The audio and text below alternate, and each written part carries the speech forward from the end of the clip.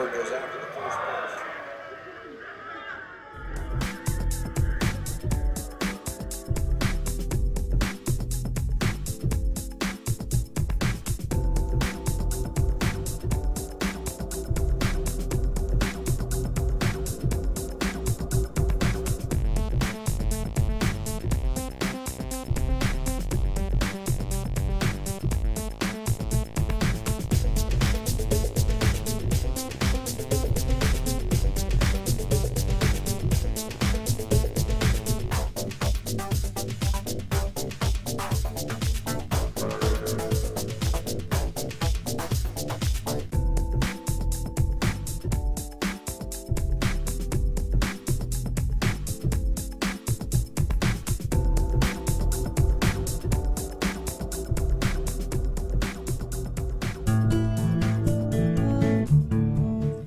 Maybe your first experience of putting money in the bank wasn't quite as heartwarming as this, but odds are, years later, you still refer to the balance showing on your bank account as being your money in the bank.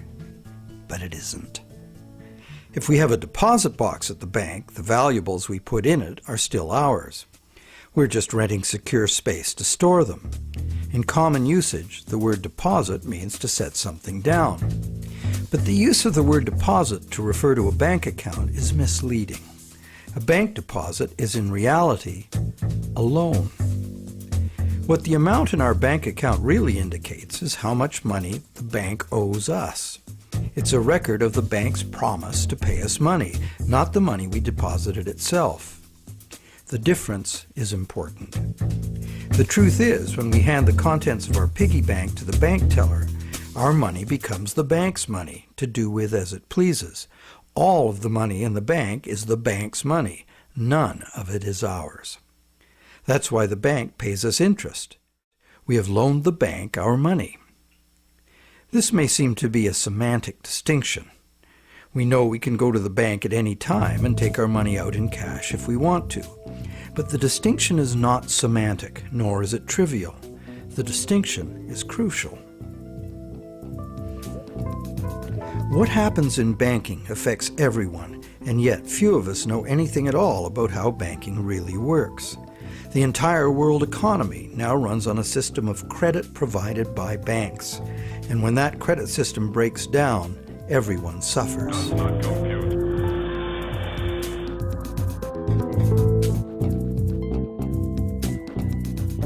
To make things worse, the explanations for these breakdowns offered by the experts never look at the root cause, namely, that other than cash and coins, which make up just 1 to 5% of money in circulation, all the money in existence today was created as the principal of a bank loan, with the banks requiring principal plus interest as so-called repayment. Not only does this make the existence of money entirely dependent on the existence of bank credit, it makes the system as a whole bankrupt by design, as total debits, principal plus interest, exceed total assets from the moment the first loan document is signed. As the global banking system staggers towards worldwide collapse, more and more people are realizing they can no longer ignore the realities behind banking as it is practiced today. Many have lost their homes and jobs due entirely to the unsustainable practices of moneylenders. It's time people understood money and the pressing need to fundamentally change the way it works.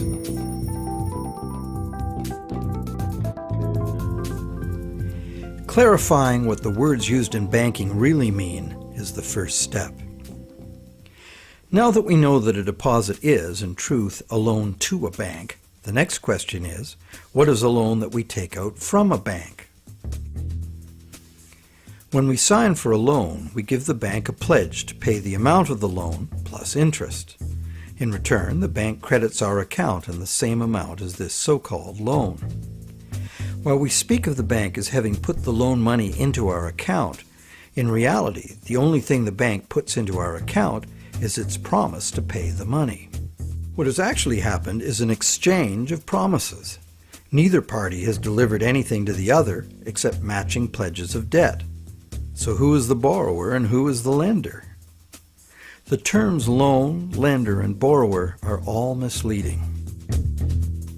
The truth is that the two parties have traded promises to pay and in the process created something called bank credit or checkbook money that can be legally spent as money. Bank credit can be spent because we, in our innocence, notice that each time we deposit into our account, it increases our balance by the same amount. In fact, unless we put something in, our account will be empty. Thus, it's a natural assumption that money in an account is money someone put in. The account is a promise to pay, not the money itself. In fact, a promise always indicates the absence of the item promised. Otherwise, why does it need to be promised? Now, because all bank accounts are just promises to pay, the bank and the borrower can simply exchange promises and, in the flash of a few keystrokes, a positive balance appears in the borrower's bank account without anyone putting existing money in. Now you know the real source of what we call a bank loan.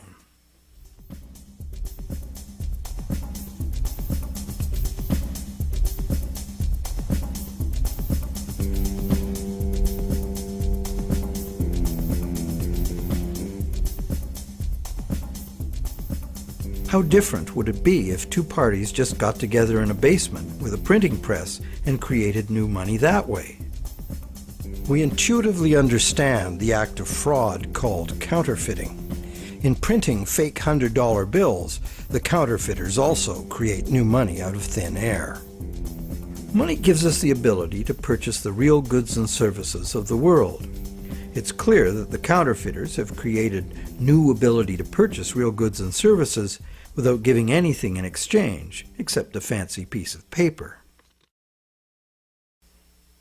Counterfeiters get something for nothing, directly at the expense of whoever gets caught with their counterfeit money. And if the counterfeit money is not discovered, it dilutes the money supply, stealing from everyone. Counterfeiting is a serious crime, and it is easy to understand why. It's cheating on a basic social agreement, thou shalt not steal. But taking a loan from a bank also creates new purchasing power. However, instead of being considered a form of theft, it is the very basis of our monetary system.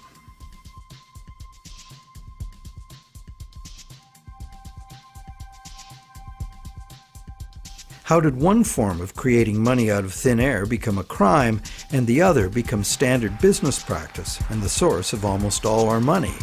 For this is what has happened. To understand how, we need to look at the history of the laws governing commerce.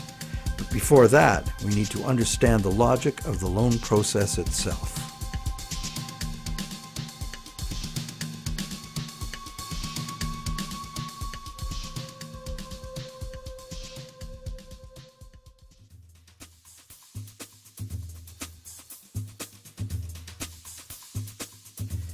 The borrower wants to purchase an item, but doesn't have the funds to do so at the present time.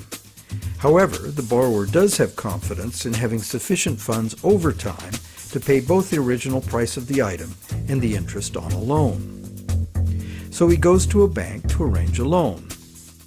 The borrower is capable of making a credible promise of money in the future, but otherwise, at this moment, he comes with empty pockets. That's why he needs the loan.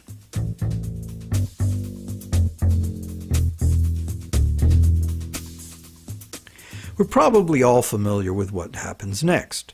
The bank gets the borrower to sign an agreement in which the borrower promises to pay the bank the amount of the loan plus interest, or, in default, surrender to the bank the object that is to be purchased with the loan. This is done countless times every day all over the world. But there's a problem. How can the borrower pledge as collateral something that the borrower does not yet own? If I wanted to borrow $10,000 from you to go on a luxury cruise to Europe, would you accept my neighbor's car as collateral? Of course not, because you know very well that I have no legal right to give you my neighbor's car, no matter how much I owe you. But if instead I promise to buy my neighbor's car with the $10,000 you lend me, the situation is different. You might agree to lend me the $10,000, believing I will buy the car and will pledge it as collateral for the loan once I obtain legal title to it. However, until the transaction is completed, your $10,000 loan cannot be secured by title to the car. This sequence of events problem could be very simply avoided. You could buy the car and then sell it to me. The bank could do it this way too. If the borrower commits to the bank to buy the item, why doesn't the bank just buy it with its own money and then sell it to the borrower on time payments at interest? Well, the answer to that question is also very simple. It's because the bank, like the borrower, has come to the transaction with empty pockets. The bank fulfills its part of the so-called loan transaction by creating an account for the borrower. The truth is, the so-called borrower has funded his own account by fraudulently pledging a car he does not yet own as collateral. And the bank, the so-called lender, hasn't put up any existing money at all. And, if all goes well, it never will.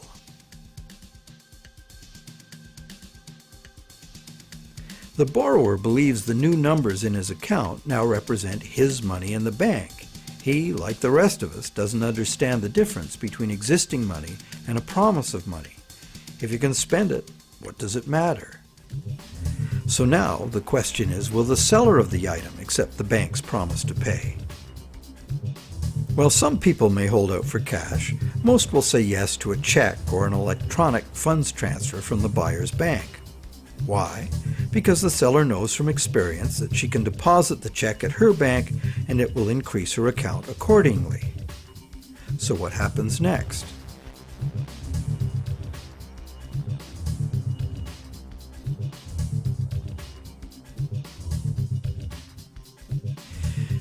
Well, obviously the buyer's bank now owes the seller's bank the amount of the loan.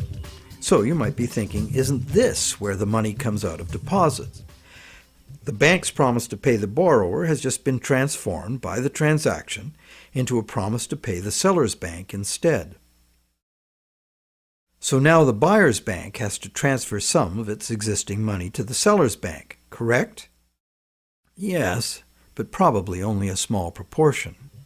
And over the long term, as long as the bank gets its fair share of deposits, the net amount of existing money the bank needs to cover its loans can theoretically be zero. How? Well, imagine first that the seller has her account at the same bank as the buyer. She deposits the buyer's check into her account. All the bank has to do to complete the transaction is reduce the buyer's account by the same amount it increases the seller's account. As both accounts are just promises, no existing money is involved in doing this. What is the end result? The bank has created bank credit for the borrower to the sum of $10,000. The borrower has bought the car that existed in the world of real things, and the seller now has that bank credit of $10,000. Thus, a brand new claim upon $10,000 worth of real goods of value was accomplished with absolutely $0 of the bank's or anybody else's money. On top of that, the bank gets to have all this so-called money paid back by the borrower's honest toil plus interest, or the bank gets the car. Magic like this is usually seen on stage. So now let's examine what happens if the seller deposits her check in a different bank. Won't that require a transfer of existing bank funds from the buyer's bank to the seller's bank? Perhaps, but it will almost certainly never be anywhere near the whole amount because, in effect, the banking system functions as one bank. To illustrate, let's add another transaction to this scenario. That same day, the seller's bank made a similar loan to a little old lady who bought a mega home theater system. The electronics store deposited her check at their bank. The electronics store's bank made a similar loan that was deposited at the original borrower's bank. And when all the various balances were settled, the banks didn't owe each other anything. And even if there were differences, they would have been just a small portion of the total credit created. So, at this point we can say that although banks don't actually lend out their depositors' money, as most of us imagine, they still need deposits to make loans. This is because banks need incoming credit from other banks to offset their own credit being deposited at those banks. As long as banks keep their outgoing credit balanced with incoming credit, they are free to make new loans and thereby keep creating brand new credit money. None of it will ever have to come out of the bank's pockets. The bank is free to invest its own funds in corporate and government bonds and whatever other instruments their charter allows. If one draws a diagram of it all, it looks like this.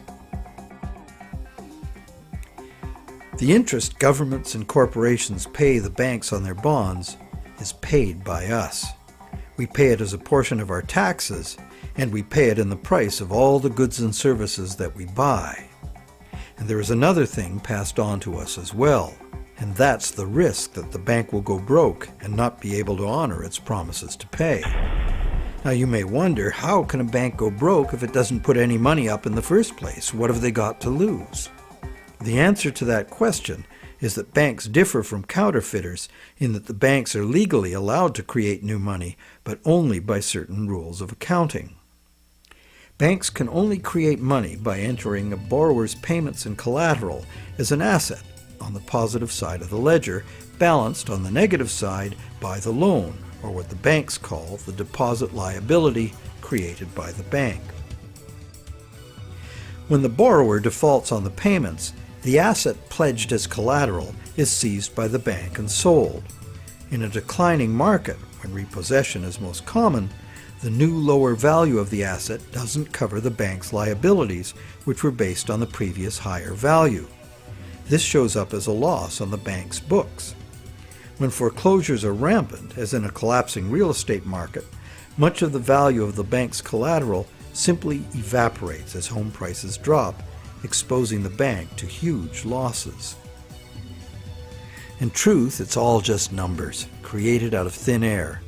But banks must adhere to the dictates of these numbers, and the consequences of bank arithmetic gone wrong can include economic standstill, social disintegration, total financial chaos, lawlessness, starvation, and war.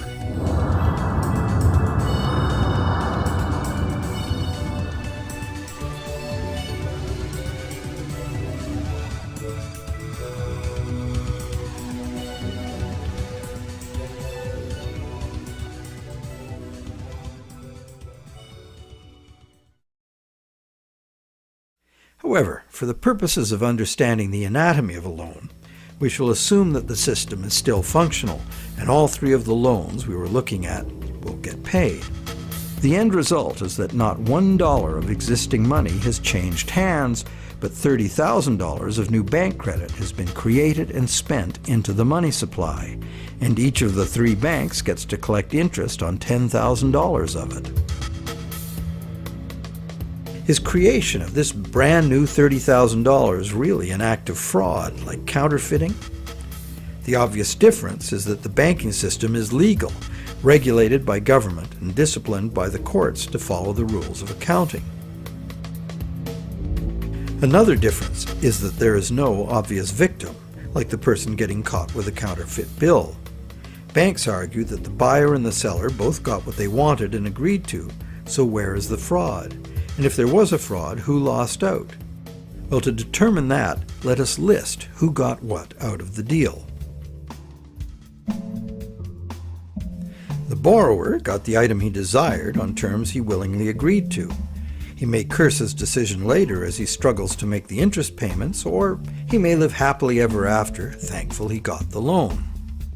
The seller got an increase in bank credit, which she's been conditioned since childhood to think of as her money in the bank. She's confident that she'll be able to spend it in turn, and she will. So, as far as the seller is concerned, she has been paid in full. She's happy. So who, if anyone, suffered as a result of the deal? Is there another party to this transaction we've overlooked? Well, there's also the bank that gets to collect interest on a promise to pay money. That's the business they are in and usually do very well by. And anyone else? Well, where did the car come from? It came from the world of real things. Natural resources, energy, and labor were expended to produce it.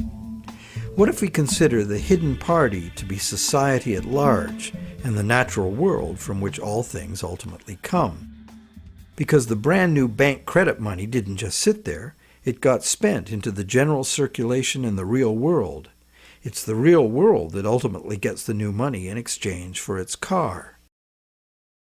This new money might stimulate new production, temporarily enlarging the economy, making lots of people happy. In fact, it often does, as most bank credit comes into being as a home mortgage, stimulus for the residential construction industry, a big provider of good-paying jobs. However, after its initial productive use, this newly created money will basically just dilute the money supply, reducing money's purchasing power by a very small amount. So, in contrast to counterfeiting, where the loss occurs to a specific victim, here the loss is borne by us all, because the real substance of the loan, the car, was extracted from the economy at large by a slight loss in the value of everyone's money.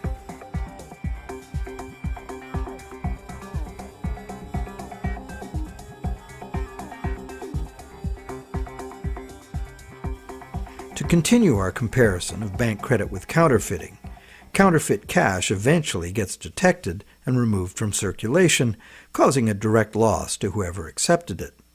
There is, of course, no guarantee of how much will be detected, nor any prescribed schedule for its removal. Bank credit is also removed from circulation over time because, as bank credit is paid back, the principal part of every payment is extinguished. Now remember that almost all the money in existence today is bank credit.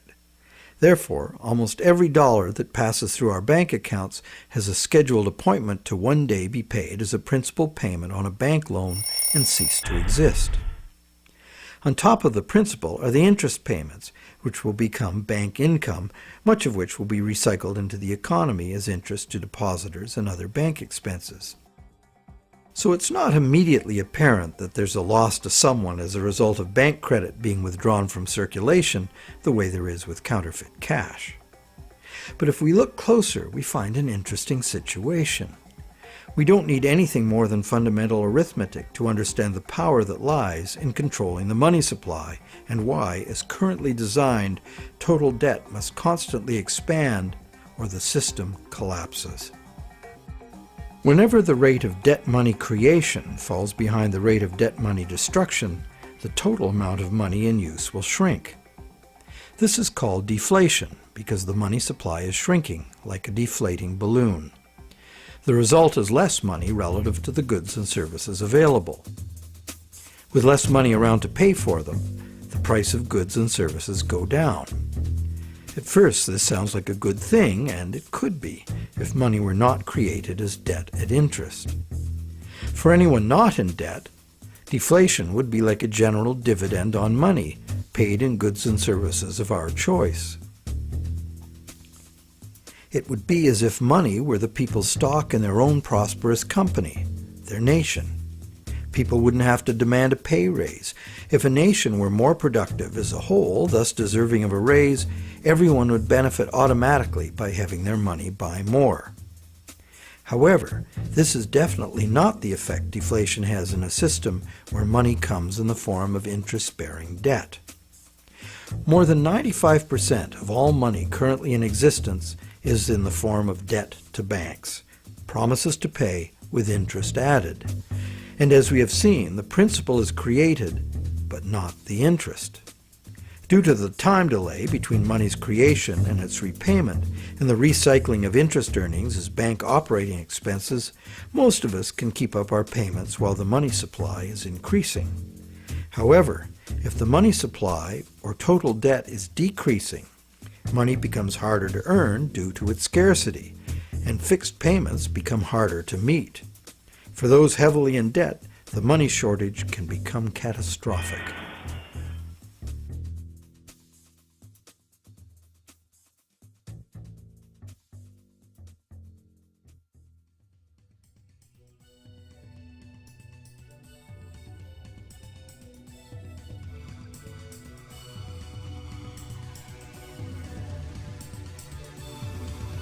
Unfortunately, the psychological effects of falling wages and prices rapidly accelerate the process, as borrowers, including large businesses, lose confidence in being able to repay loans, so that they don't sign up for any.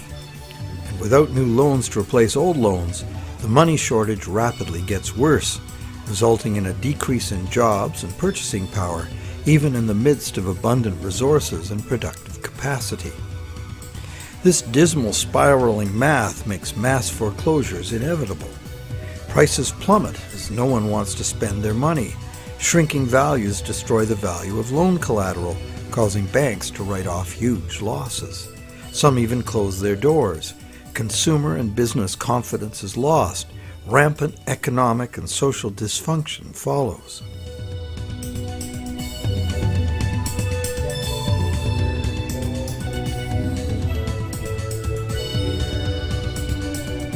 This disastrous spiral cannot be turned around unless the government creates new money itself or goes deeply in debt to private banks in order to create enough new money to reorganize and rejuvenate the economy.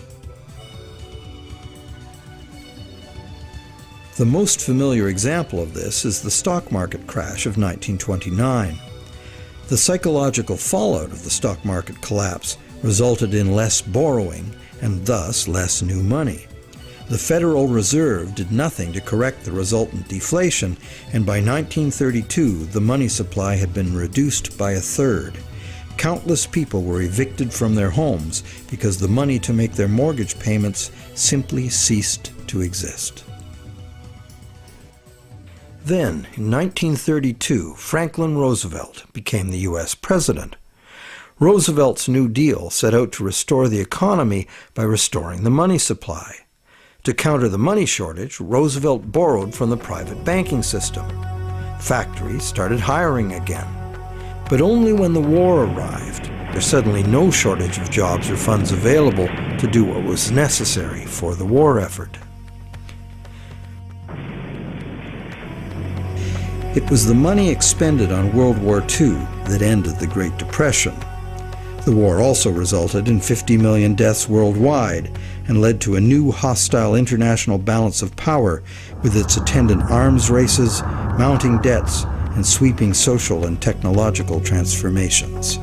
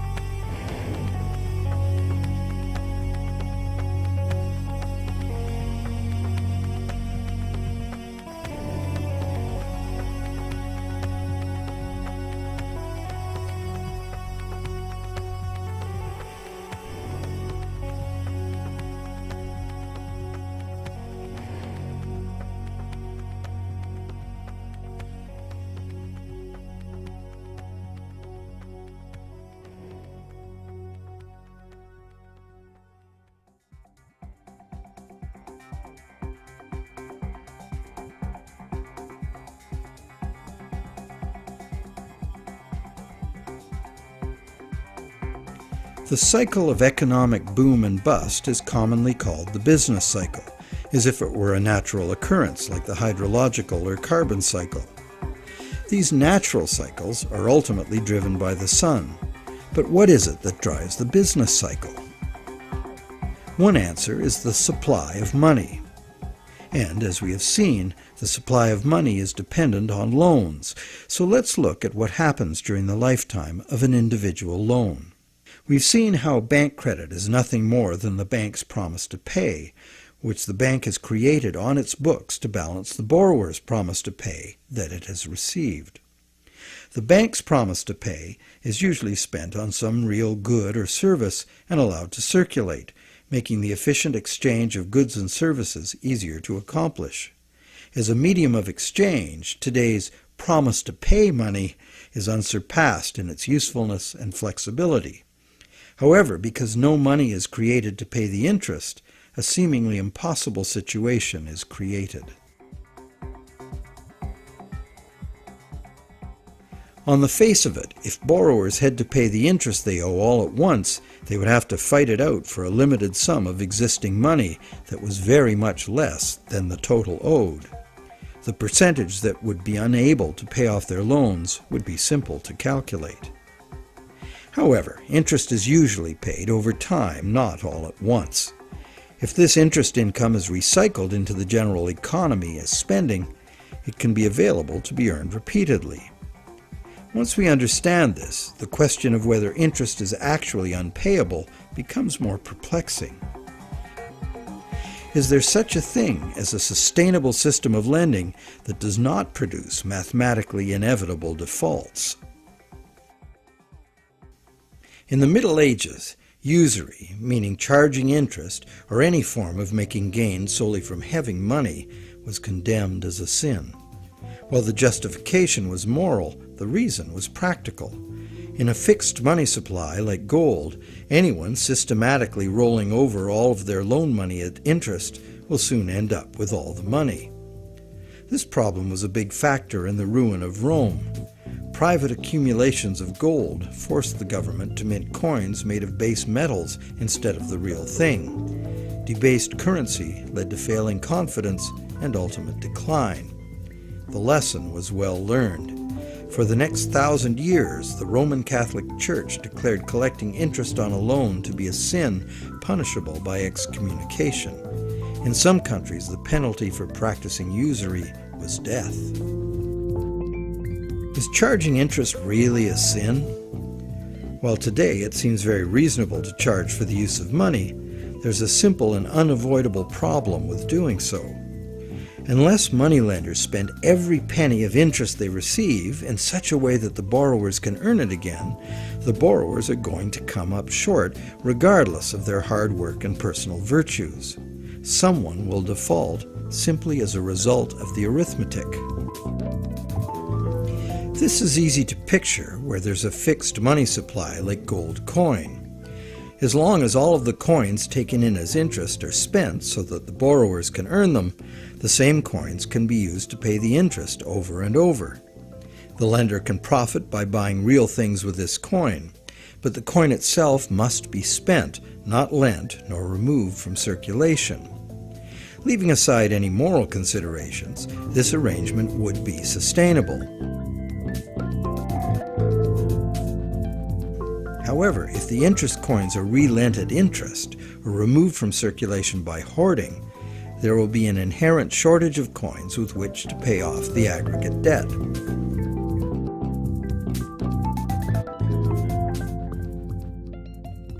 The situation is essentially no different in our current debt-based system. As we have seen, nowadays virtually every dollar comes into existence as debt, with a scheduled appointment to be extinguished as a principal payment on the loan that created it. Thus, for all borrowers to be able to make their payments of principal plus interest, two things must be true. The dollar created as the principal of the loan must be available to be earned by the borrower in order to make the principal payment that extinguishes that dollar. And every dollar the borrower pays to the bank as interest must also be available to be repeatedly earned by the borrower so that it can be paid as interest again and again. There is a common theory, undoubtedly popular with lenders, that because the banks spend their interest earnings as operating expenses, interest to depositors, and shareholders' dividends, there is in fact enough money released back into the community to make all payments. However, like the idea of absolute shortage, this is an oversimplification. Picture what happens if someone else, such as you or I or an institutional non-bank lender, obtains this dollar and then lends it out at interest. Well, now that same dollar is simultaneously owed to two lenders and has two simultaneous interest charges attached to it. In addition, if this dollar is loaned, repaid, and reloaned by the secondary lender, it is not available to pay off the principal of the loan that created it, except as another loan. So, can we borrow from Peter to pay Paul and borrow from Paul to pay Peter? This gets interesting. We can.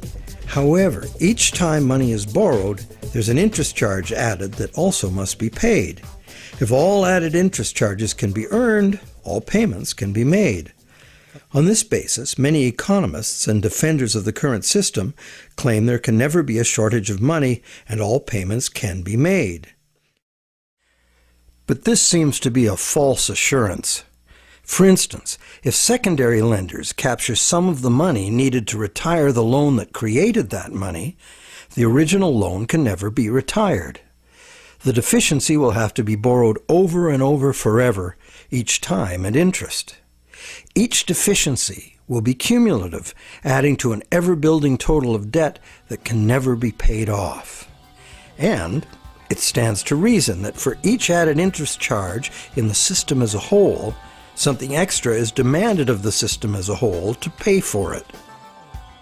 This affects everyone, producers, governments, and consumers. For producers, that something extra must be raised through higher prices or more sales. However, competition for more sales usually requires lowering prices, necessitating even more sales, and leads to overproduction and saturation of the market.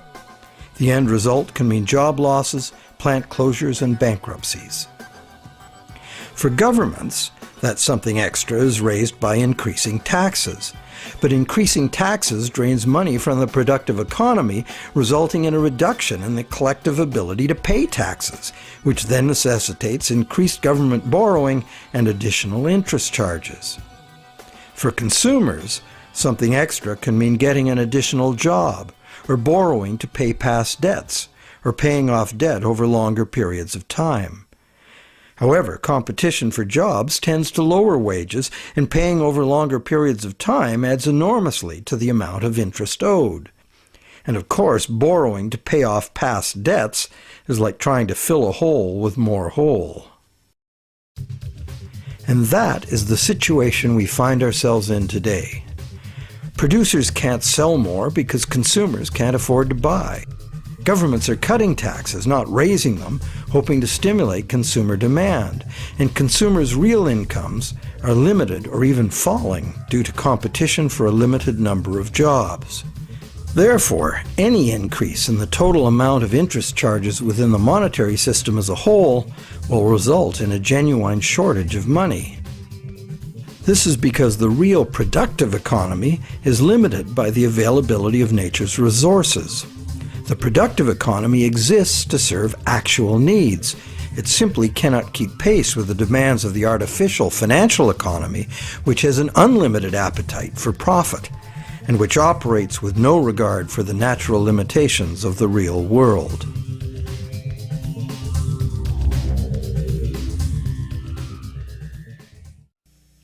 The theory that there's always enough money to pay the interest has a certain elegant simplicity. However, by the very nature of the assertion to be true, it has to be 100% true. This is impossible. For one thing, secondary lenders, who are not banks, do comprise a significant proportion of lenders, and they add their interest charges to money that already bears an interest burden.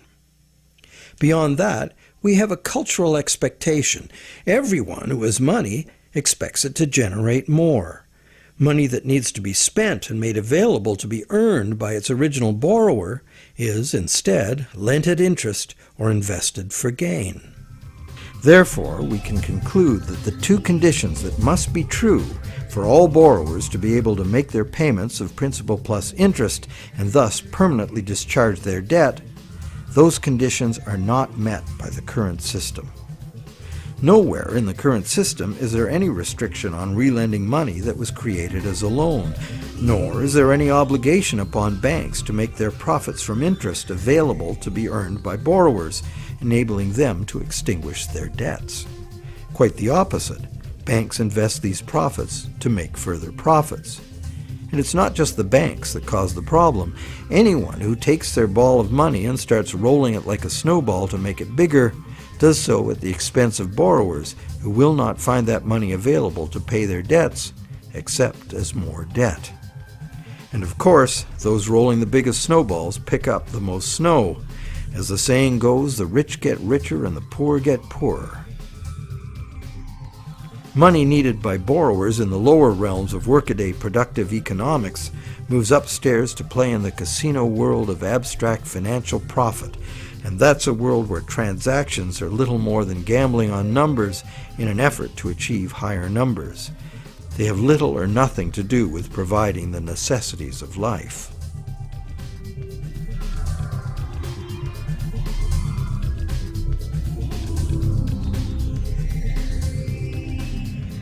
Today, the largest volume of money by far is changing hands in what is best described as the gambling economy.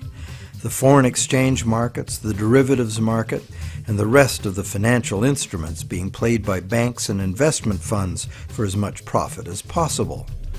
For example, the volume of trade on the world's foreign exchange markets in just 1 week exceeds the total volume of world trade in real goods and services during an entire year. This money is in continuous play by speculators looking to make windfall profits on currency fluctuations. It exists, but only in the gambling economy. So how unpayable is the ubiquitous interest burden in actual fact? That could only be determined with certainty by tracking all the money in the world. With over 6 billion people earning, spending, borrowing, and lending, the world's money flows are at least as complex as the flows of the ocean. They are impossible to know. But the direction is pretty clear and simple, and it's the same old story. The rich are taking increasingly more money into the gambling economy, where ordinary borrowers have almost no chance to obtain it. And the only way the system can stay solvent is to create more money. And as money is created as debt, the only way to create more money is to create more debt in every way possible, including ridiculously easy credit for unqualified borrowers, massive government expenditures on security and war, and bailouts of insolvent banks.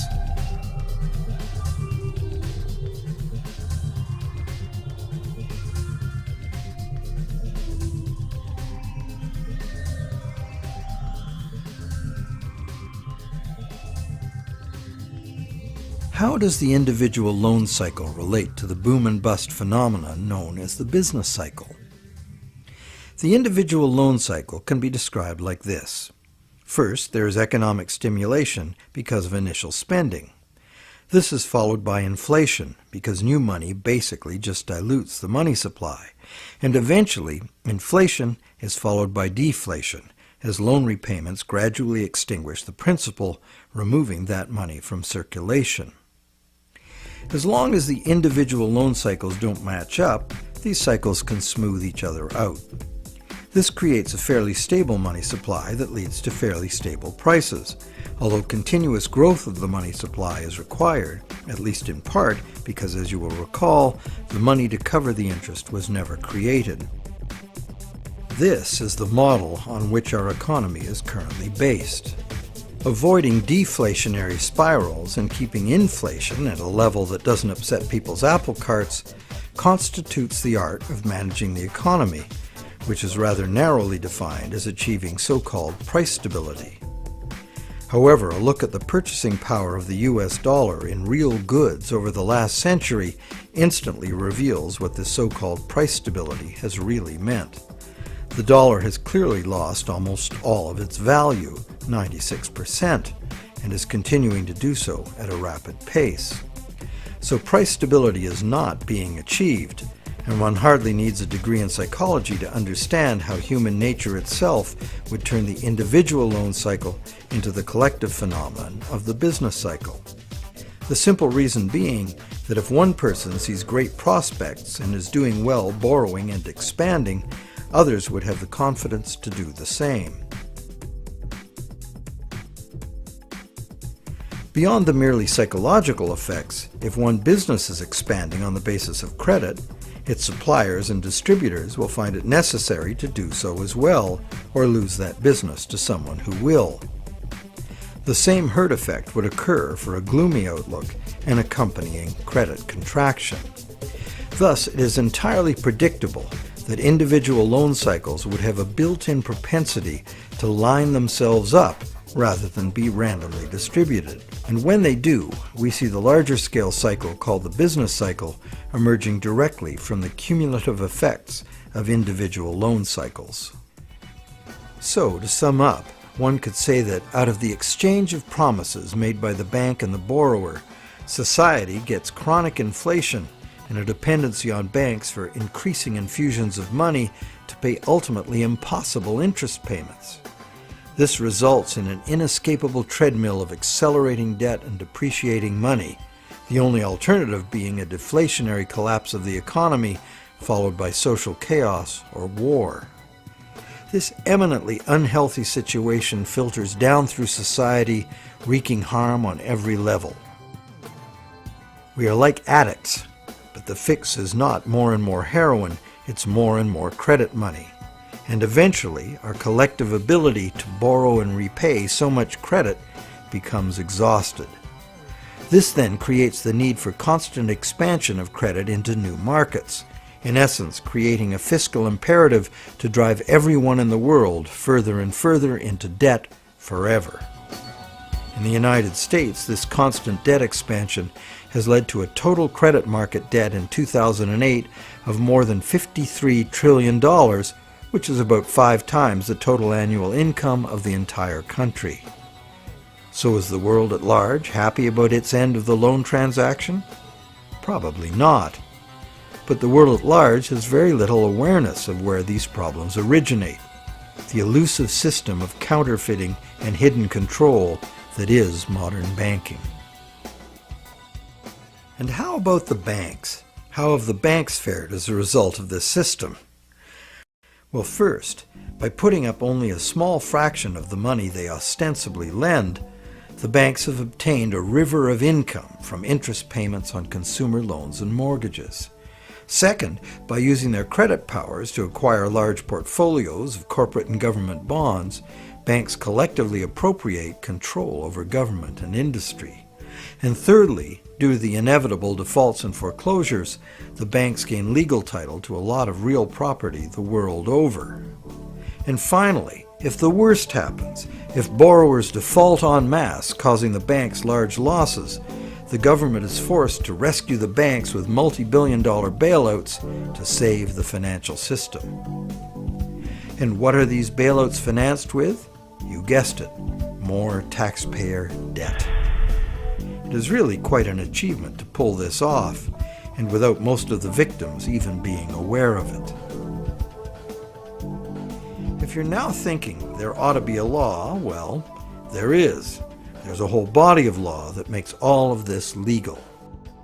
So how did a system like this ever become the law? To answer that, we go back to England in the mid-17th century.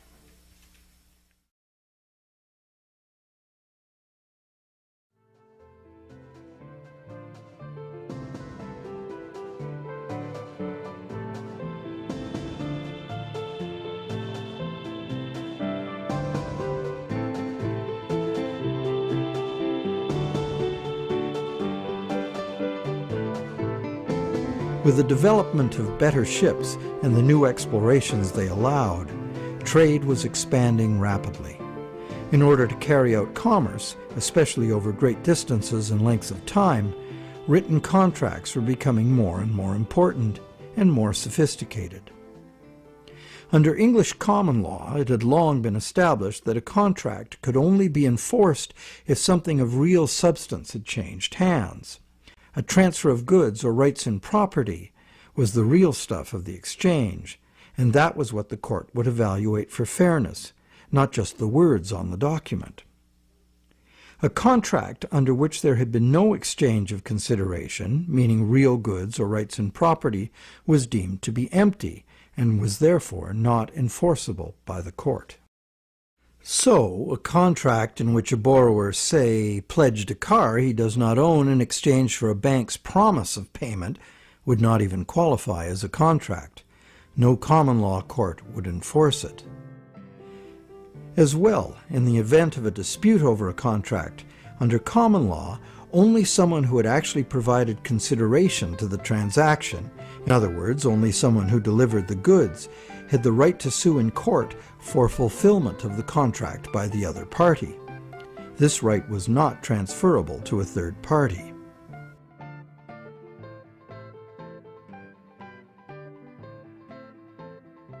When early traders went off personally on expeditions with trade goods, they bought those goods at home with their local currency and would sell them for foreign currency in the distant destination.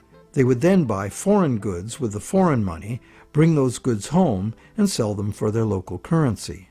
Pretty simple. But as trade became more sophisticated, traders became more inclined to stay home and just hire ships to carry out deliveries. This gave traders the freedom to import cargoes of foreign goods from different sources than the destination to which their home goods had been exported. Thus, a problem was created. The exported goods had been paid for with foreign coin, the value of which needed to be spent somewhere else. Moving money as coins entailed a high risk of theft, as well as the near certainty of partial loss by currency conversion in a different land. This problem of payments from a distance was overcome by the use of bills of exchange. A bill of exchange was a signed order from the payer to an addressee demanding that the addressee pay a certain specified sum of money to the person identified as the payee. These were secured by signature, and they could not be acted upon in court by anyone other than the original parties. Thus they were of no use to a thief or any other third party. You probably recognize that these were the precursors of checks. I, the payer, instruct the bank, the addressee, to pay the payee, a person named on the check, a certain sum of money. This was all well and good for transactions among parties who were known to each other. The bill of exchange was used merely as a way to order payment in coin at a distant location. But merchants soon wanted more flexibility. They wanted to be able to use bills of exchange to reconcile payments amongst many merchants in many locations, using bills of exchange like money itself. For this to work, bills of exchange had to be assignable to and enforceable by third parties. As we shall see, this was the moment in legal history that gave sanction to the banking system we have today. A third party, who might have honestly purchased a bill of exchange several steps removed from the original exchange, could not be expected, nor would he have the right, to show up in a common law court and defend the validity of the contract and collect on it. This made third-party bills of exchange an unacceptable risk.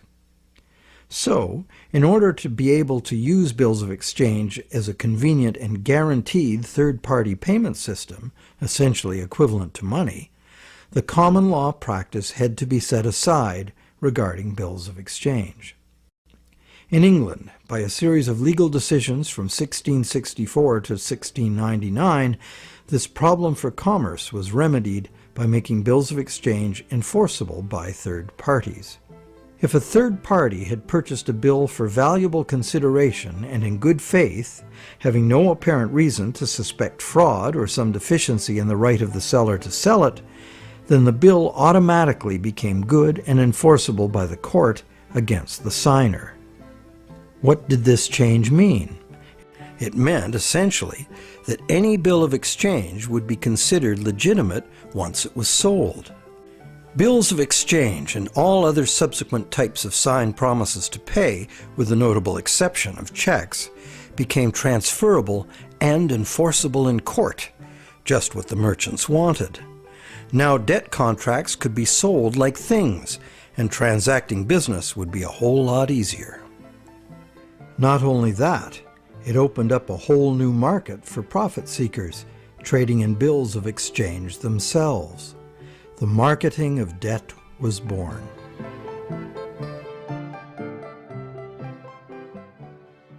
The change in the law had another effect as well. It made it possible to trick or even force a person into signing a legally binding promise to pay, and then, if that promise were purchased by a third party for real consideration and in good faith, it would be enforceable against the signer in court. Ultimately, this became one of the foundational principles of the Uniform Commercial Code, which governs the conduct of business in the United States, and by extension, in most of the world.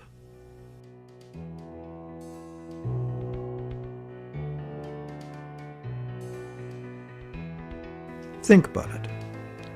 If we buy a stolen laptop from a guy on the street, we're guilty of receiving stolen goods, a criminal offense. Doesn't matter if we paid honest money and were unaware the goods were stolen. The court will restore the goods to the rightful owner. We, as purchasers, innocent or not, lose our money and may even be charged with a crime. But if we buy a loan contract from a banker and give him real value for it in good faith, it doesn't matter that the loan contract may have come into existence under false pretenses. Whoever signed it is required by commercial contract law to pay up, and the courts will enforce the obligation. Today, debt contracts come in a myriad of forms, including and especially loans and mortgages. It's significant to note that just as these common law restrictions were being removed, the brand new Bank of England was being established. The first bank state-authorized to create money out of thin air. The new laws fit in perfectly, making the new bank's empty contracts enforceable against the so-called borrower.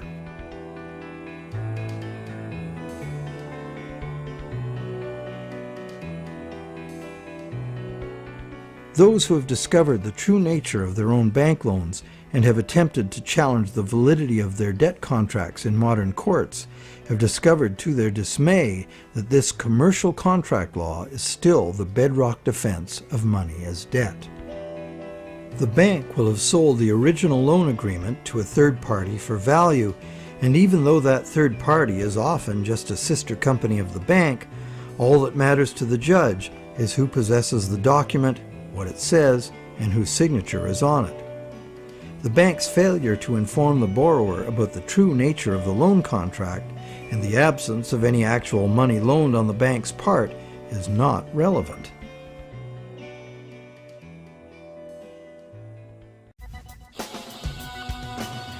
So, to conclude our investigation, it appears that modern banking practice rests on several distinct violations of common law, common sense, and natural justice. The first violation is the fraud the borrower commits by pledging as collateral property the borrower does not yet own. And the bank is complicit, as it knowingly accepts the fraudulent pledge as backing for the credit it creates. The second violation is the failure of the bank to disclose the true nature of the contract. The bank calls it a loan, leading the borrower to believe that he or she is receiving a loan of existing money.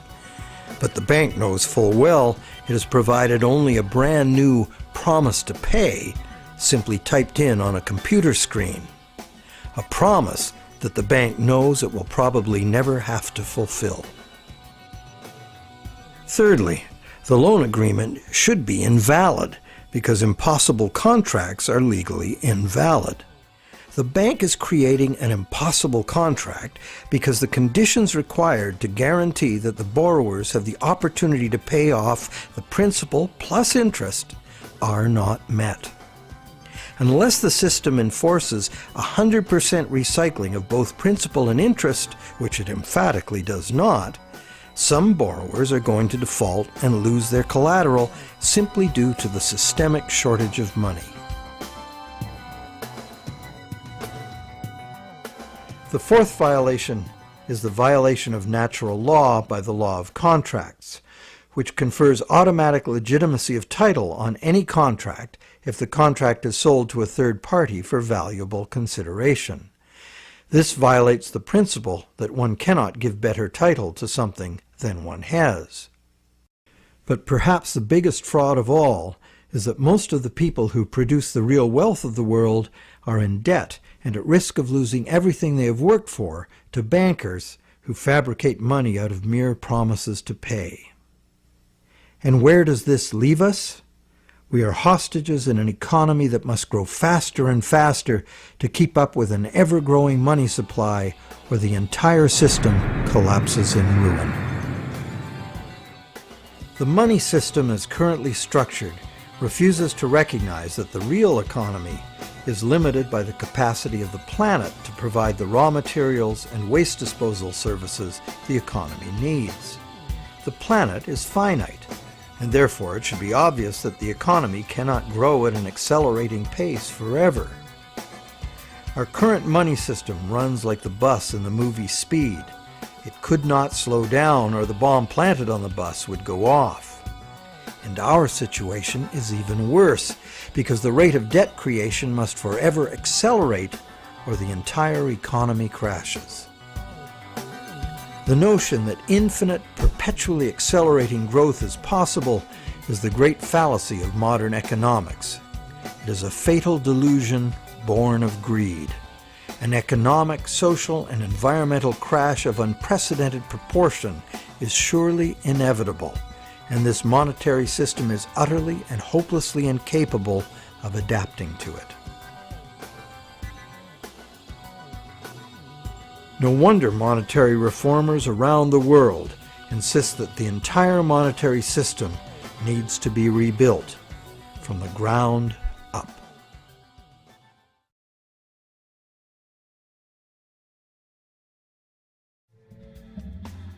So what is the solution? One idea many people suggest is to return to the days when money was backed by gold. Gold, they argue, is the true money because it's inherently valuable. The underlying principle here is that money should be a commodity that is valuable due to its scarcity, as gold is scarce. As a general rule, those who hold this view of money also believe that money should exist independent of government. Another school of thought, diametrically opposite, is that the creation of money should be the exclusive prerogative of governments. Government, which represents all the people, should spend money into existence in the public interest, thus backing the currency with what it was spent on. Having taken back the power to simply spend money into existence, government would never need to go into debt or pay interest. Of course, government spending without limit would result in a worthless currency. To prevent inflation, money would also have to be extinguished. This could be accomplished using a wide variety of taxes, resource royalties, and user fees. Government spending and government taxes would, therefore, be interdependent and would equal each other in a perfect equilibrium.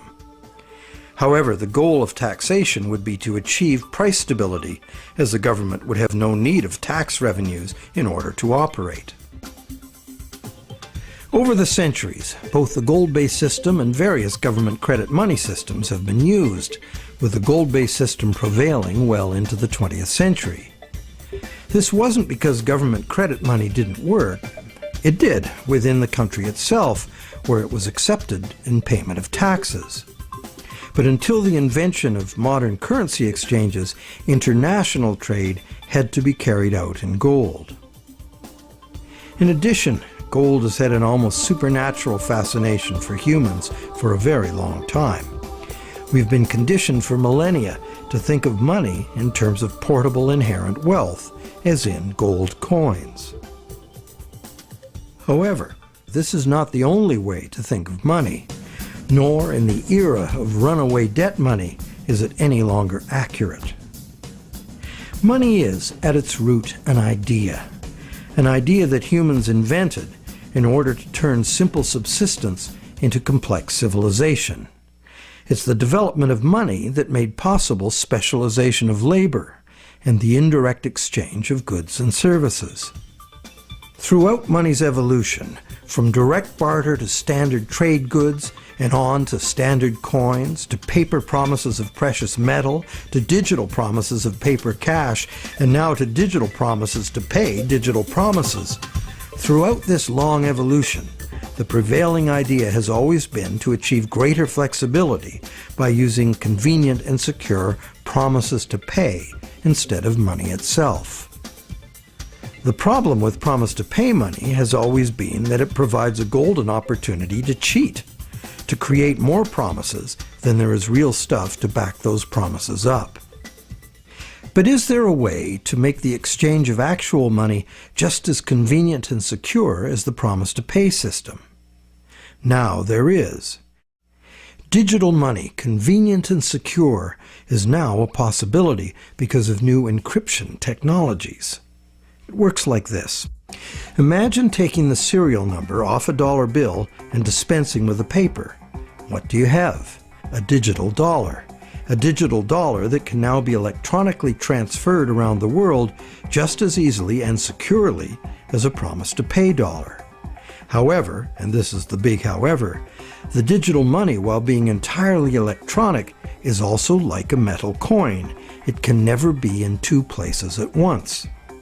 Thus, the multiplication of promises can be prevented by insisting on actual payment in cash, paper or digital. We don't even need to keep this digital cash in a bank, as it provides its own safekeeping and can be transferred by internet.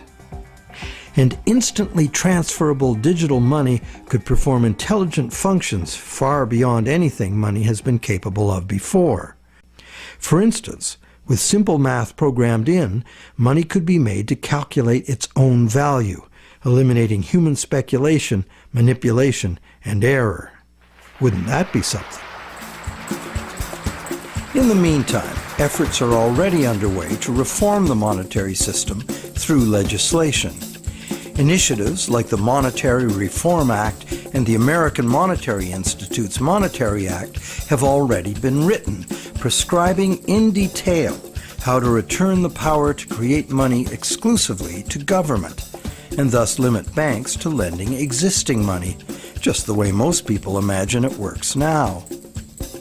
While differing in detail, all such reform proposals in whatever country they originate always advance the same simple idea. The benefits of money creation belong to the public.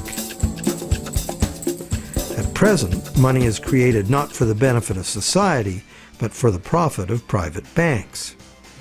Banks like to create enormous amounts of money from our debt because the more we borrow into existence, the more interest the bank gets to collect, and the richer the bank becomes. In the process, the banks gain more control over everyone, individuals, industry, and government alike.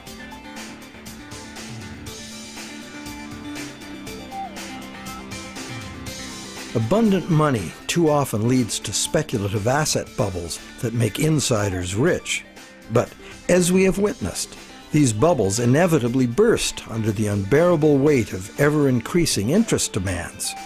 The losers are many, including governments. Already burdened with huge debt and shrinking revenues, governments are forced to add trillions to that debt in order to rescue the banks that are the cause of the problem. Otherwise, we would have no money system. It's an absurd situation, and a tragic one, considering that government could instead create the money itself and spend it interest-free on infrastructure, education, or universal health care. And most of that debt-free money would enter the economy as wages, circulating through all levels of society for everyone's benefit. This kind of abundant money would fund a reinvigorated, productive economy in which the savings of the people could fund honest loans of real existing money. At its root, money is a means by which we exchange real value. Without real value in the world, money is nothing. As we have seen, it's the real world that makes the loan, not the bank. We, the people, in conjunction with the material blessings of the natural world, are the source of all real wealth. Therefore, money creation and its benefits belong to the public, not to private bankers. And what about interest? As we have seen, interest poses an arithmetic problem. And it's a problem that can only be solved in three ways. 1, defaults and foreclosures. 2, perpetual growth of the money supply. Or the preferable and only other solution, 100% recycling of interest as spending. But such full recycling could only be accomplished by nationalizing the banking industry in the public interest. For example, interest earnings from public service banking could be paid to all as a citizen's dividend. Or it could be used to fund government in place of taxes, as was done successfully in colonial Pennsylvania. And that's just one instance of a society that organized its monetary system differently. There have always been alternatives, and there are alternatives now. What the evolution of money really teaches us is that the real measure of money's value is, very simple, its usefulness as money. And there are several different ways to create useful money. For instance, money can simply be an individual's private promise to pay, a pledge of one's own product or service, as in such community currencies as the let system or time dollars. Thousands of these community currencies already exist in circles of trust where members can be counted on to honor the credit they issue for themselves. And such community currencies can be a lifesaver in the event of a catastrophic collapse of the conventional banking system. When money shortages or hyperinflation disrupt trade and bring economic standstill, a working community currency can sustain a local economy. Are such proposals radical? You bet. But there are unprecedented challenges before us. No longer can exponential growth allow us to sustain a monumental debt that must ever increase to prevent the house of cards collapse of the whole system. Increasing wealth disparity, crushing debt, failing banks, and social and environmental catastrophes are what we face unless we radically change course. We must transform our monetary system to one that can adapt to a future we can now clearly foresee. To begin, we must examine monetary system designs that can deal with widespread economic shrinkage without inducing mass foreclosures and bankruptcies. But what can you do right now? Well, right now there are people and organizations around the world that understand the problems and the injustice of today's monetary system, and you can join them in their effort to bring about the fundamental changes we need. It's time to talk to our friends. A financial crisis is the ultimate teachable moment. When bankrupt banks have to be bailed out by the governments the banks were formerly lending to, the contradictions, the fraud, and the fatal flaws of the current system are laid bare for all to see. But the solutions are there to see too if we look. We cannot afford business as usual. Making adjustments to the current system will not save us. The changes we need to make are radical and dedicated to the good of all, not the profit and control of a few. To make these changes, we must leave behind our outmoded assumptions and misplaced faith. We must face the challenge of a complete transformation. Reality calls.